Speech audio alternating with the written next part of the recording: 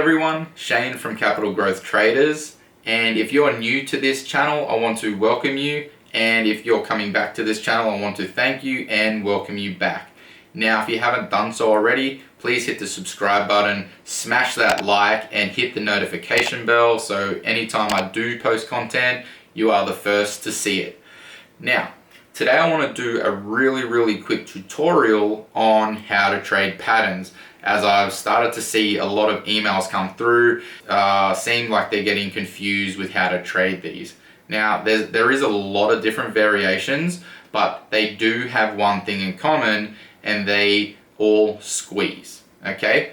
So what this looks like is, and when we identify this in the market, we want to be finding that lower high from this push out, and then we want to be finding that low, the lower high, the high low, the lower high, the high low, and so forth until it doesn't really squeeze anymore, or until it doesn't actually, squeeze or compress. Now, what does a spring do when it compresses?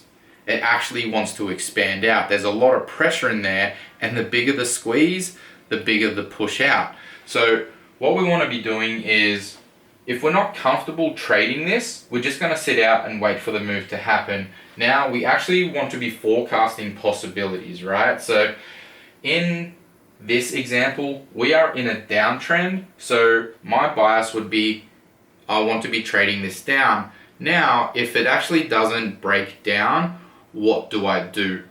Okay, so what we're looking for is, we're looking for a breakout to the top side and a retest of this area of value. And what we're looking for is bullish engulfing candles, we're looking for morning stars, and we're looking for wicks to the bottom side. So this shows us that bulls are back in control.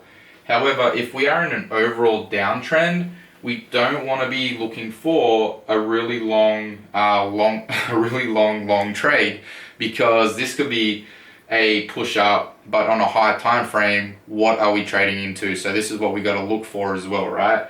So if we do take this position and we want to be trading it, we're looking for small take profits into areas of resistance, and where we want to be putting our stop loss is underneath structure and away from where people trade from, because if you're putting your stop loss in an area where people like to trade from, more than likely it's going to get hit and it's going to stop you out. And if this trade actually goes your way, you're going to be very frustrated, and it's not going to leave good psychology for you. So we want a nice decent stop loss away from where people trade, so you can absorb anything that happens in here, but also a place where it actually invalidates your trade. So same with if this wants to drop down, okay? We're looking for that breakdown, and then we're actually looking for that retest of this support line now flipped to resistance, and we're looking for bearish engulfings, we're looking for evening stars, and we're looking for wicks to the top side. And this shows that sellers are in control, and we will be taking, profit at support levels, or we can actually monitor this trade to continue trading it all the way down. Where we want our stop loss is the same as if we were going long. We want to be putting it above structure, away from where people trade from. And this is the same reason, because if you're putting your stop loss in where people are trading from, that area, you're more than likely going to get stopped out, and then the trade will go your way, and it's still going to leave you frustrated. So a few tips. You want to be forecasting possibilities, okay? So this actually takes the confusion out of your trading, and it gives you a clear direction of what you actually want to be doing. And tip 2 is, it's a high probability that the trend will continue. Now, yes, the trend will have to turn around at some point.